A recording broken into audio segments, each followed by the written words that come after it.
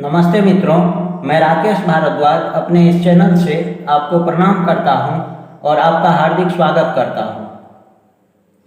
आज मैं जन्म कुंडली अध्ययन सीखने के क्रम में जिस विषय को लेकर उपस्थित हुआ हूं, वो विषय है ग्रहों के उच्च राशि और नीच राशि, अर्थात कौन से ग्रह किस राशि में उच्च के होते हैं और किस राशि में कौन से ग्रह नीच के हो जाते हैं, और किस अंश पर उच्च राशि में बैठा ग्रह परमोच्च अवस्था के हो जाते हैं और किस अंश पर नीच राशि में बैठा ग्रह परम नीच अवस्था में हो जाते हैं। सबसे पहले यह जान लीजिए कि कोई भी ग्रह जिस राशि में उच्च के होते हैं, उस राशि से ठीक 7वीं राशि में वह ग्रह नीच के हो जाते हैं। जैसे सूर्य कालपुरुष की पहली राशि अर्थात मेष राशि में उच्च के होते हैं, मतलब जन्म कुंडली के जिस किसी भी भाव में 1 नंबर लिखा हुआ हो और वहीं पर सूर्य बैठे हो तो सूर्य उच्च के हो जाएंगे, और जन्म कुंडली के जिस किसी भी भाव में 7 नंबर लिखा हो और वहीं पर सूर्य बैठे हों तो सूर्य नीच के हो जाएंगे, क्योंकि कालपुरुष की 7वीं राशि अर्थात तुला राशि में सूर्य नीच के हो जाते हैं।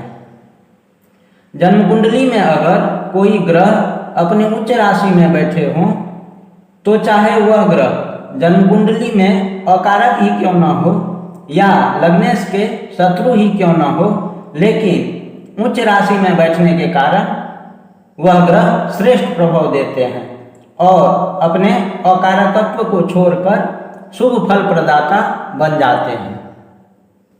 उसी प्रकार जन्म कुंडली में अगर कोई ग्रह अपनी नीच राशि में बैठे हों तो चाहे वो ग्रह जन्म कुंडली में सर्वाधिक कारक ही क्यों न हो या लग्नेश के मित्र ही क्यों न हो, लेकिन नीच राशि में बैठने के कारण अशुभ फल प्रदाता बन जाते हैं।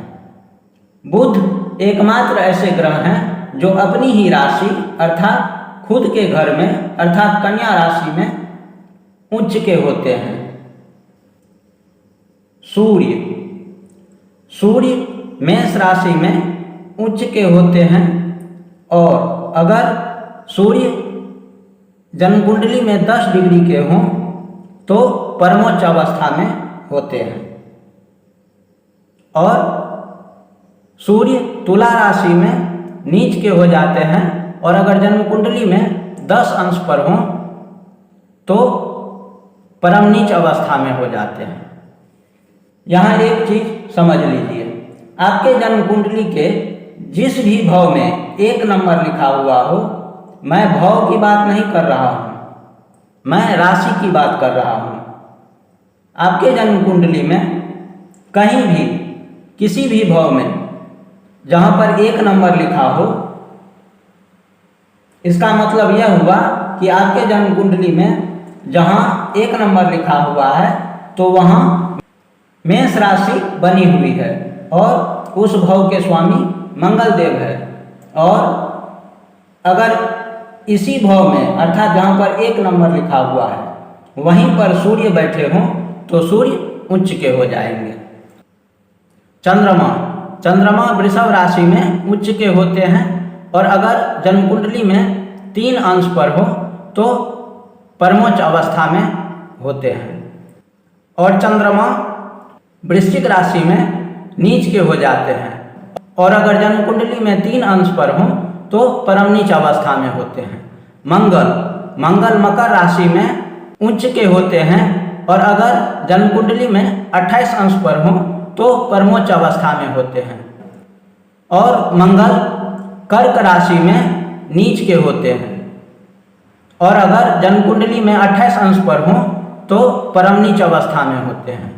बुध कन्या राशि में उच्च के होते हैं, और अगर जन्म कुंडली में 15 अंश पर हो तो परमोच्च अवस्था में होते हैं, और बुध मीन राशि में नीच के होते हैं, और अगर 15 अंश पर हो तो परम नीच अवस्था में होते हैं।